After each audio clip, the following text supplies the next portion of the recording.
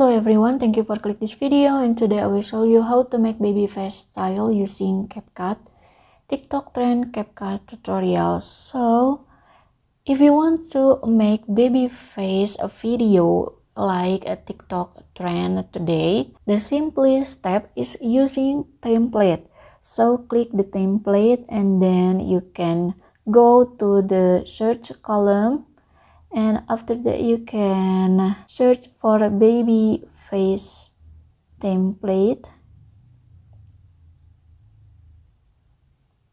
Then you can choose the template here. I will choose this one, and then click use template, and after that choose the picture, then click next, and this is the result.